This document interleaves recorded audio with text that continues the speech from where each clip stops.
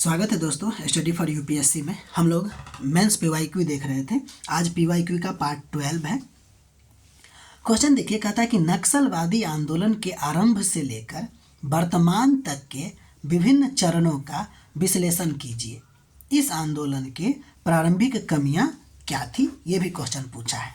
तो ध्यान दीजिए, नक्सलवादी आंदोलन की शुरुआत 1967 में पश्चिम बंगाल के नक्सलबारी गांव से हुई थी।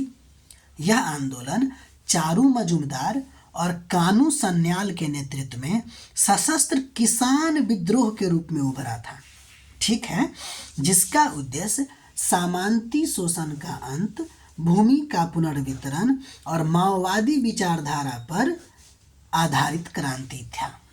ठीक है, चूंकि इसका पूछा विभिन्न चरणों का विश्लेषण कीजिए, तो पहले तो ये इसका इंट्रोडक्शन के तौर पर देख लेंगे कि शुरुआत कैसे हुई थी और किस प्रकार का विद्रोह था। अब इसका प्रथम चरण की बात करते हैं।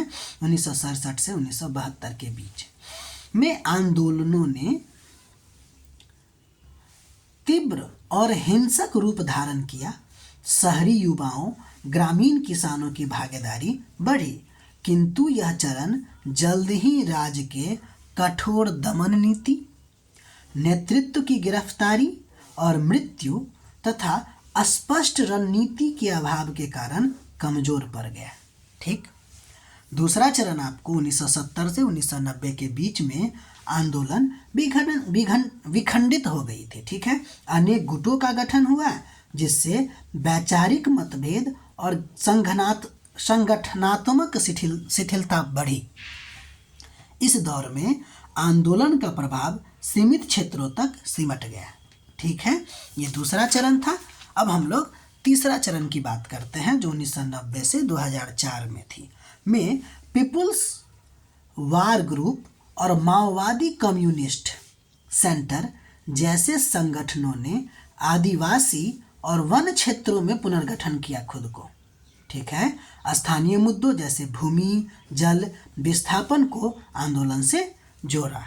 ठीक है, वर्तमान चरण की बात करते हैं, जो 2004 से लेके अब तक में सीपीआई माओवादी के गठन के बाद आंदोलन जो है रेड कॉरिडोर तक सीमित हो गया। ये रेड कॉरिडोर हम लोग देखेंगे जब इसका पढ़ाई करेंगे। ठीक है, सुरक्षा बलों की सक्रियता, विकास योजनाओं, आत्मसमर्पण नीति के कारण इसकी तीव्रता में कमी आई है।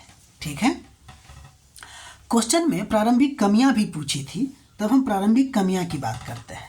ठीक है, देखिए, तो प्रारंभिक कमियां तो ये था कि जन समर्थन का सीमित आधार था, यानी कि जन समर्थन ज़्यादा नहीं था, अंधाधुंध हिंसा कर रहा था, लोकतांत्रिक संस्थाओं की उपेक्षा कर रही थी, स्थानीय वास्तविकता से कोई लेना देना ही नहीं था, अनदेखी कर रहा था, और इसमें संगठनात्मक कमजोरी और कठोर राज्य प्रतिक्रियाओं ने आंदोलन को दीर्घकालीन सफलताओं से वंचित किया। तो ये सब इसकी प्रारंभिक कमजोरियां थी, जिसकी वजह से यह सफलता नहीं प्राप्त कर सकी। ठीक है, तो ये था इसका आंसर। हम लोग मिलते हैं अगले वीडियो में। तब तक के लिए आप अपना ख्याल रखिए। अच्छा लगे तो लाइक कीजिए, सब्सक्राइब कीजिए, शेयर कीजिए और पढ़ाई करते रहिए। ठीक है।